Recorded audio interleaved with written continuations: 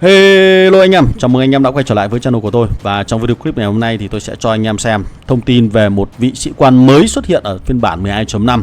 Sắp tới đây chúng ta sẽ thấy cô nàng này có khá là nhiều thứ đặc biệt. Hãy cùng đón chờ phần tiếp theo của video clip nhé. Và đừng quên để lại cho tôi một like, share và subscribe channel này nhé. Let's go.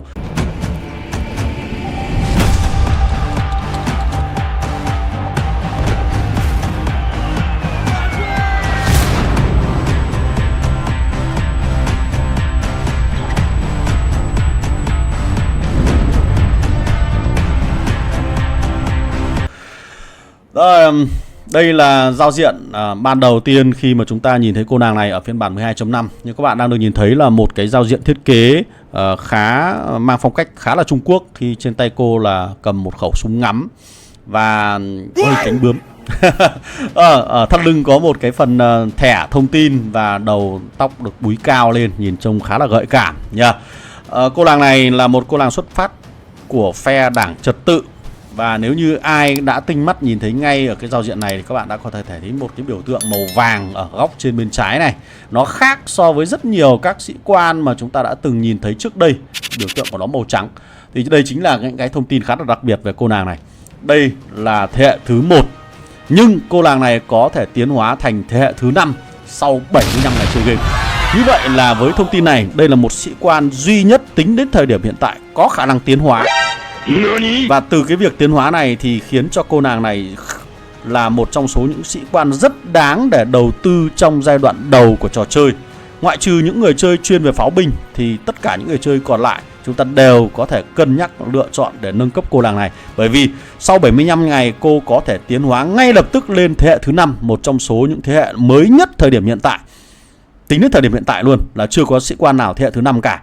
Và với khả năng tiến hóa thành thế hệ thứ 5 thì bộ kỹ năng của cô cũng sẽ vượt trội hơn rất nhiều lần so với những sĩ quan trước đây mà chúng ta đã có. Rồi, để sở hữu được cô nàng này thì đơn giản thôi, các bạn chỉ cần tiêu diệt 10 cái lô cốt hắc quạ level 6 trở lên là chúng ta đã có thể mở khóa được cô nàng này rồi. Rất dễ dàng phải không? Như vậy đây là một sĩ quan miễn phí. Vậy là đây là một trong số những tiêu chí rất xứng đáng để cho tất cả những người chơi, kể cả các bạn đang chơi ở máy chủ mới 160, 165, 170 trở đi đều có thể nâng cấp được cô nàng này ngay trong giai đoạn đầu. Rồi bây giờ chúng ta sẽ cùng xem bộ kỹ năng của cô nàng này nhé. Trước tiên là kỹ năng chiến thuật. Một kỹ năng rất đơn giản là gây ra một lượng sát thương kỹ năng sĩ quan với hệ số là 1500.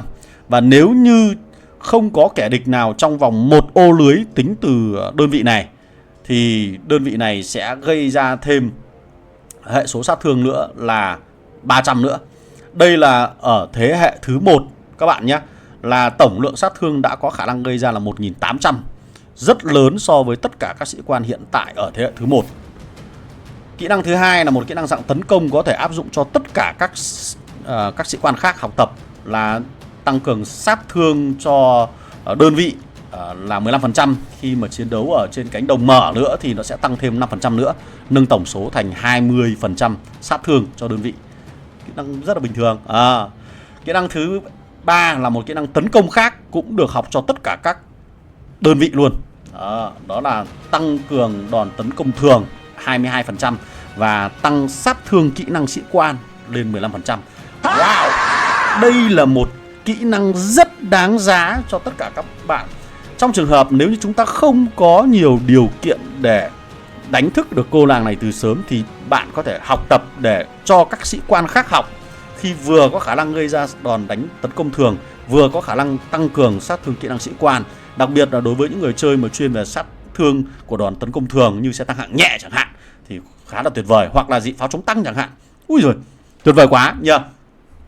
Rồi, kỹ năng thứ tư là một kỹ năng dạng cân bằng, cũng học cho tất cả các đơn vị luôn. Pháo binh cũng được, bộ binh cũng được, xe tăng cũng ok. Là tăng cường hỏa lực lên 20% và độ bền 20%. Nghe có vẻ đơn giản nhỉ. Nhưng các bạn lưu ý, đây là sĩ quan thế hệ thứ nhất mà cái tỷ lệ cộng hỏa lực và độ bền nó đã khá lớn, nó đã rất lớn so với tất cả các sĩ quan mà mình tính đến thời điểm hiện tại mà ở thế hệ thứ nhất.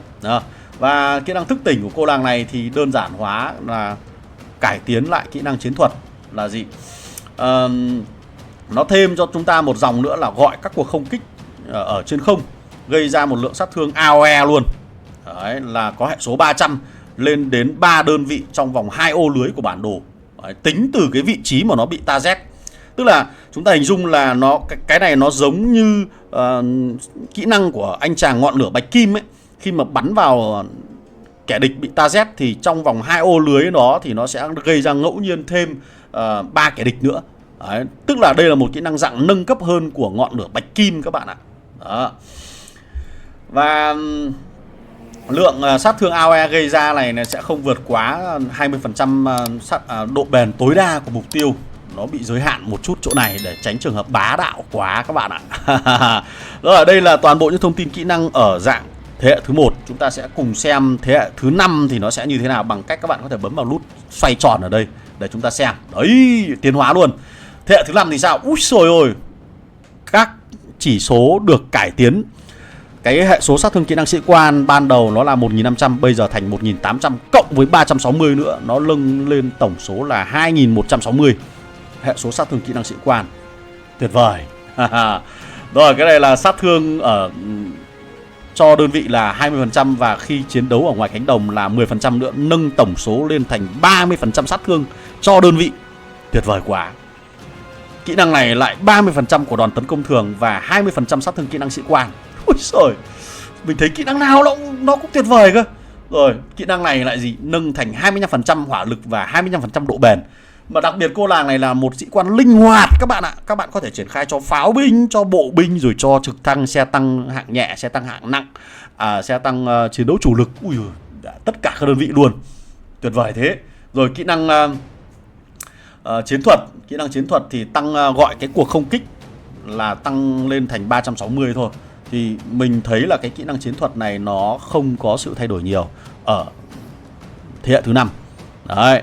Nhưng mà nhìn trung bình, nhìn bình quân ra cả 3 cái kỹ năng ban đầu tiên này của các bạn đang được nhìn thấy là nó đã được cải tiến.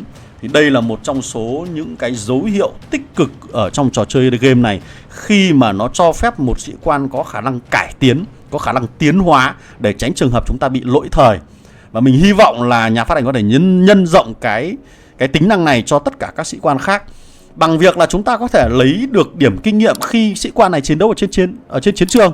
Cứ mỗi một lần tiêu diệt được kẻ địch, sĩ quan này tích lũy điểm kinh nghiệm riêng và sử dụng điểm kinh nghiệm đó để nâng cấp, để tiến hóa kỹ năng. Đây là một trong số những hướng mở dành cho nhà phát hành để chúng ta có thể xem xét.